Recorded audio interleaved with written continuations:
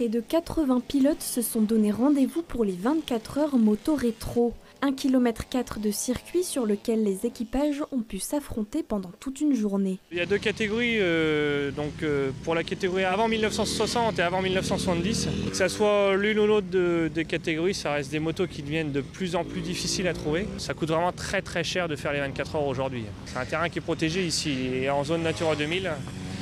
Donc c'est un espace qu'on préserve pour la course. Et heureusement qu'il y a la course d'ailleurs, parce que Natura 2000, c'est des préservations de pelouse sèche. Et c'est parce qu'on l'entretient, on le broie justement tous les ans, qui fait qu'il ne pousse pas d'arbres, de sapins, il reste justement que des pelouses sèches. Un événement immanquable pour les passionnés de motos anciennes. Ça fait des années qu'on vient participer ici aux 24 heures. Le but, c'est tout simplement de tourner pendant 24 heures et de faire le mieux possible.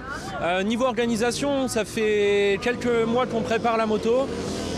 Tous les ans, moto refaite à neuf, le moteur refait à neuf forcément, pour pouvoir tourner pendant 24 heures. On fait des relais d'1 heure par pilote. La nuit, on essaye de rouler un petit peu plus de façon à ce que les autres pilotes puissent se reposer aussi. C'est toujours au top, ça fait des années qu'on vient. Pour passer un petit moment convivial, pour perpétuer les 24 heures moto rétro des RIC. Depuis presque un an, on prépare ça. On a surtout préparé la moto et d'être bien équipé au niveau du stand. Cette 43e édition était marquée par un tour d'honneur en hommage à Anthony Fagiolini, fidèle participant de la course disparu depuis un an. C'était sa course, c'était une course vraiment très importante pour lui. Et si vraiment le terrain de l'Endurissé existe aujourd'hui, c'est aussi en partie grâce à lui. C'est une course à laquelle notre fils adorait participer. C'était un passionné.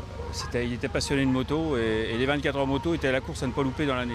On pouvait louper n'importe quelle course, mais celle-là c'était la course à faire parce que c'est la course avec les ancêtres, avec l'histoire et il avait tellement vu ça et bercé là-dedans. Comme là on est dans la 43e édition, il est parti à 23 ans. Donc il est né avec les 24 heures moto, c'est pour les gens d'RIC, c'est une bible. Les parents souhaitent ouvrir prochainement un terrain de motocross au nom du jeune homme.